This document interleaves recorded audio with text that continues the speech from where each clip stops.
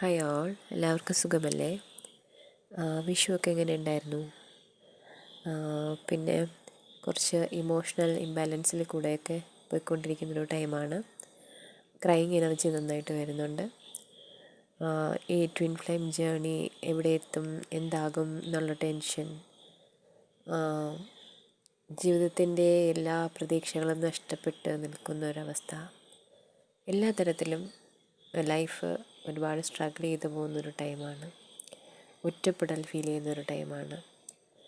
ജീവിതം എങ്ങോട്ടെത്തും, ഈ ജേണി എവിടെ എത്തും, നമ്മൾ ഇവിടെ ചെയ്യുന്ന ഇന്നർ വർക്കും കാര്യങ്ങളൊക്കെ എന്തെങ്കിലുമൊക്കെ ഫലം കാണുന്നുണ്ടോ ഡി എമ്മിൻ്റെ ലൈഫിൽ, അങ്ങനെ കുറേ ചിന്തകളും ഒക്കെ വന്നു പോയിക്കൊണ്ടിരിക്കുന്ന ടൈമാണ്. അപ്പോൾ എനിക്കൊരുപാട് ക്രൈങ് എനർജിയൊക്കെ വന്നു, ഒരുപാട് ലോസ്റ്റായിട്ട് ഫീൽ ചെയ്തു. അവസാനം ഞാൻ തീരുമാനിച്ചൊരു കാര്യം എന്ന് വെച്ചാൽ, എന്തായാലും ഈ ഒരു ജേണിയിൽ നമുക്ക് വേറൊരു വഴിയില്ല. ഈ ഒരു നമ്മുടെ കൗണ്ടർ പാർട്ടിനെ ഒഴിവാക്കി നമ്മൾ മുന്നോട്ടേക്ക് പോകാമെന്ന് വിചാരിച്ചാലും കുറച്ച് സമയത്തേക്ക് ഉണ്ടാവുള്ളൂ. അത് തിരിച്ച് വീണ്ടും നമ്മുടെ ഡി എമ്മിലേക്ക് അല്ലെങ്കിൽ ഡി എഫിലേക്ക് തന്നെ നമ്മുടെ ചിന്തകളെത്തും. നമ്മുടെ ഇന്നർ വർക്കും കാര്യങ്ങളൊന്നും നമുക്ക് ഒഴിവാക്കാൻ പറ്റാത്ത കാര്യങ്ങളാണ്. അതെന്തായാലും ചെയ്തേ മതിയാവുള്ളൂ. കർമ്മ ബാഗേജസ് എല്ലാം ഒഴിവാക്കി മുന്നോട്ട് പോയാൽ മാത്രമേ സ്വസ്ഥമായിട്ടുള്ളൊരു ലൈഫ് എന്തായാലും ഉണ്ടാവുകയുള്ളൂ. നമ്മുടെ കരിയർ എല്ലാം നമ്മൾ വിചാരിച്ച രീതിയിൽ പോകാതെ നിൽക്കുന്നൊരു ടൈമായിരിക്കും. നമുക്കൊരു കരിയർ വൈസൊക്കെ മുന്നോട്ട് പോകാനുള്ള ക്യാപ്പബിലിറ്റീസൊക്കെ ഉണ്ടായിരിക്കും. പക്ഷേ അതിലൊന്നും നമ്മൾ ഫ്ലറിഷ് ആകാണ്ട് ബാക്കിയുള്ള എല്ലാ വഴികളും അടഞ്ഞിട്ട് ഈ ഒരു വഴി മാത്രം ഓപ്പണായിട്ട് നിൽക്കുന്നൊരു അവസ്ഥയാണ്. എനിക്കങ്ങനെയാണ്. അപ്പോൾ വേറൊരു ഓപ്ഷൻ മുന്നിലില്ല. ഈ ഒരു കൗണ്ടർ പാർട്ടിനെ ഒഴിവാക്കി മുന്നോട്ടേക്ക് പോകാൻ തുടങ്ങിയാൽ അവിടെ ഒരുപാട് പ്രതിസന്ധികളും കാര്യങ്ങളും വന്നിട്ടുണ്ട്, മുന്നേ വരും, ഉറപ്പാണ്. അപ്പോൾ ജീവിതത്തിൽ ചെയ്യാൻ പറ്റുന്നതെന്ന് വെച്ചാൽ നമ്മുടെ ഇന്നർ വർക്കും കാര്യങ്ങളും കൃത്യമായിട്ട് ചെയ്യുക, മുന്നോട്ട് ദൈവവിശ്വാസത്തോടു കൂടി മുന്നോട്ട് പോവുക. പിന്നെ ഈശ്വരൻ തീരുമാനിക്കട്ടെ ഇനി എന്ത് എന്നുള്ളത് എന്ന ചിന്തയോടുകൂടി നമ്മുടെ ഈ ശരീരവും മനസ്സും ആത്മാവും എല്ലാം ഈശ്വരനിൽ സമർപ്പിച്ചുകൊണ്ട് മുന്നോട്ട് പോവുക. അതാണ് ഞാൻ കണ്ടെത്തിയൊരു മാർഗം. അല്ലാതെ ഇതിനൊരു സൊല്യൂഷൻ ഞാൻ ചിന്തിച്ചിടത്തോളം കിട്ടുന്നില്ല. അപ്പോൾ എന്നെപ്പോലെ സ്ട്രഗിൾ ചെയ്യുന്ന വ്യക്തികളുണ്ടെങ്കിൽ അവർക്ക് എനിക്കൊരു ഉപദേശമായിട്ട് പറയാൻ ഈ ഒരു കാര്യമുള്ളൂ. നിങ്ങൾ കൃത്യമായിട്ട് എല്ലാ ഇന്നർ വർക്കും കാര്യങ്ങളും ചെയ്യുക, നന്നായിട്ട് പ്രാർത്ഥിക്കുക. പ്രാർത്ഥിക്കുന്ന സമയത്ത് നന്നായിട്ട് ഗൈഡ് ചെയ്ത് തരണേ എന്ന് ഏഞ്ചൽസിനോടും ദൈവത്തോടും ഒക്കെ പ്രാർത്ഥിക്കുക. അതോടൊപ്പം തന്നെ നമ്മൾ ഇനി എന്ത് എന്ന് ചിന്തിച്ച് ഇങ്ങനെ വെറുതെ ടെൻഷൻ കയറ്റാണ്ട് ഞാൻ എൻ്റെ ഉത്തരവാദിത്വം കൃത്യമായിട്ട് ചെയ്യുന്നു, ഇനി ബാക്കിയുള്ളതെല്ലാം ഈശ്വരനിൽ ഞാൻ സമർപ്പിക്കുന്നു എന്ന് പറഞ്ഞ് സ്വയം സമർപ്പിക്കുക. അതല്ലാതെ ഇതിനൊരു പോംവഴി ഞാൻ കാണുന്നില്ല. അങ്ങനെയാണ് ഞാൻ ഉത്തരം കണ്ടെത്തിയത്. പിന്നെ വേറൊരു കാര്യം, നമ്മൾ ചെയ്യുന്ന ഓരോ ഇന്നർ വർക്കിനും അതിൻ്റേതായൊരു ഇമ്പോർട്ടൻസ് ഉണ്ട്. നമ്മുടെ ഡി എം നമുക്ക് ട്രിഗർ ചെയ്ത്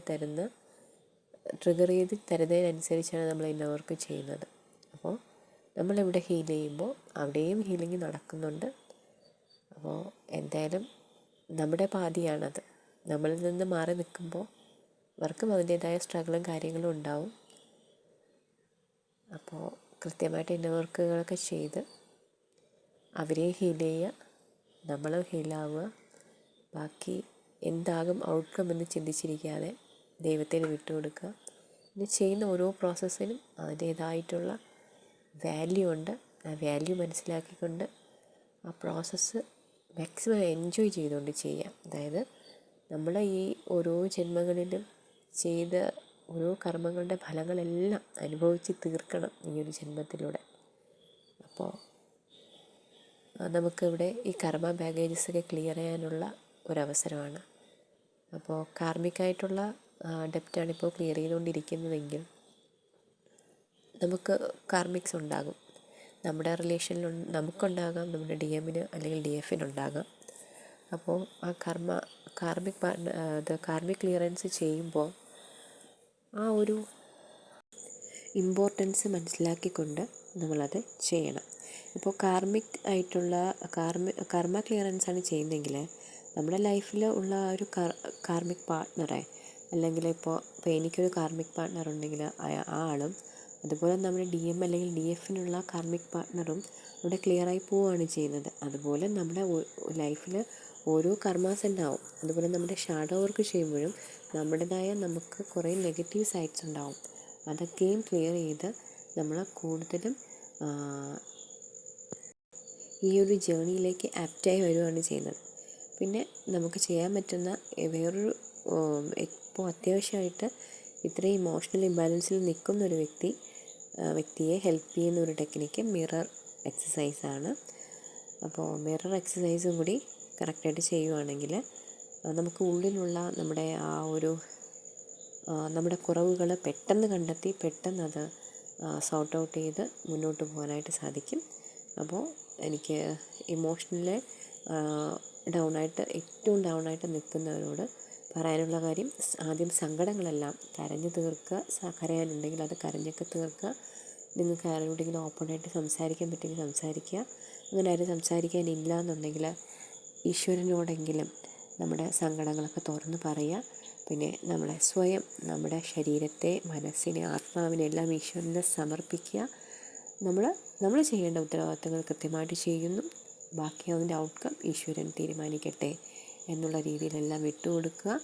ഓക്കെ, ഇടയ്ക്കിടയ്ക്ക് ചിന്ത വരുന്ന സമയത്ത് it's finished in the divine order എന്ന് പറയാം. ഓക്കെ, ദൈവത്തിൻ്റെ ആ ഒരു ഇച്ഛപ്രകാരം, ദൈവത്തിൻ്റെ ഇച്ഛയനുസരിച്ച് അത് പൂർണ്ണമായിരിക്കുന്നു അല്ലെങ്കിൽ പൂർണ്ണമാകും എന്നുള്ളൊരു പ്രതീക്ഷയോടുകൂടി അതിനെ വിട്ടുകളയുക. പിന്നെ പറയേണ്ടത്, നമ്മൾ ചെയ്യുന്ന ഓരോ ഇന്നവർക്കും കൃത്യമായിട്ട് ആ ഒരു മാക്സിമം ആ ഇന്നവർക്കിൻ്റെ വാല്യൂ മനസ്സിലാക്കിക്കൊണ്ട് അത്യാവശ്യം എൻജോയ് ചെയ്ത് ചെയ്യാൻ പറ്റുമെങ്കിൽ അങ്ങനെ ചെയ്യുക. കൂടുതൽ ആ വർക്കിൻ്റെ വാല്യൂ മനസ്സിലാക്കിക്കൊണ്ട് തന്നെ ചെയ്യുക. പിന്നെ ഈ മിറർ എക്സസൈസും ചെയ്യുക. അപ്പോഴേക്കും ഈ ഒരു ഇമോഷണൽ ഇംബാലൻസിൽ നിന്ന് പുറത്തേക്ക് വരാൻ സാധിക്കും. പിന്നെ നന്നായിട്ട് സെൽഫ് ലവ് ചെയ്യുക. സെൽഫ് ലവ് ഒക്കെ ഈ മിറർ എക്സസൈസിൻ്റെ ഭാഗമായിട്ട് വരുന്ന കാര്യങ്ങളാണ്. എന്നാലും സെൽഫ് ലവ് ചെയ്യുക. കൂടുതൽ നിങ്ങളെ ടേക്ക് കെയർ ഓഫ് ചെയ്യുക. നന്നായിട്ട് വെള്ളം കുടിക്കുക, ഫുഡൊക്കെ നന്നായിട്ട് കഴിക്കുക. അത്യാവശ്യം നിങ്ങളുടെ ബ്യൂട്ടി കാര്യങ്ങളൊക്കെ ഒന്ന് ശ്രദ്ധിക്കുക. നിങ്ങളിലേക്കൊന്ന് ഫോക്കസ് ചെയ്യുക. നിങ്ങളെ സ്നേഹിച്ച് കൊണ്ടുവരിക. ഓക്കെ, ഡി എം അല്ലെങ്കിൽ ഡി എഫ് അവരുടെ അവരിലേക്കുള്ള ചിന്തകൾ കുറയ്ക്കുക. അവരിലേക്കുള്ള സ്റ്റോക്കിങ്, സോഷ്യൽ മീഡിയ വഴിയുള്ള സ്റ്റോക്കിങ്, അവരുടെ അപ് ടു ഡേറ്റ്സ് കണ്ടെത്തൽ, ഇതൊക്കെ ഒഴിവാക്കുക. നിങ്ങളിലേക്ക് വരിക. നിങ്ങളുടെ പ്രോഗ്രസ്, നിങ്ങളുടെ കാര്യങ്ങൾ, നിങ്ങളുടെ ഹെൽത്ത് എല്ലാം നിങ്ങളിലേക്ക് നിങ്ങൾ വരിക. അപ്പോൾ നിങ്ങൾ കെയർ ചെയ്യുമ്പോൾ തന്നെ അത് ഒരു ഡി എമ്മിനും കൂടി ഒരു സെൽഫ് ലവ് എനർജിയിലേക്ക് വരും. നമ്മൾ ഡി എഫ് ആണെങ്കിൽ ഡി എമ്മും കൂടി സെൽഫ് ലവ് എനർജിയിലേക്ക് വരും. അത് അവരുടെയും കൂടി ഗ്രോത്തിനെ ഹെൽപ്പ് ചെയ്യും. അല്ലാതെ നമ്മളിവിടെ നെഗറ്റീവ് ആയിട്ട് ഇരിക്കും തോറും അവിടെയും നമ്മളിൽ നിന്ന് ആ വ്യക്തി അകന്നകന്ന് പോകത്തേ ഉള്ളൂ. അവിടെയും നെഗറ്റിവിറ്റിയാണ് നമ്മൾ സ്പ്രെഡ് ചെയ്ത് കൊടുക്കുന്നത്.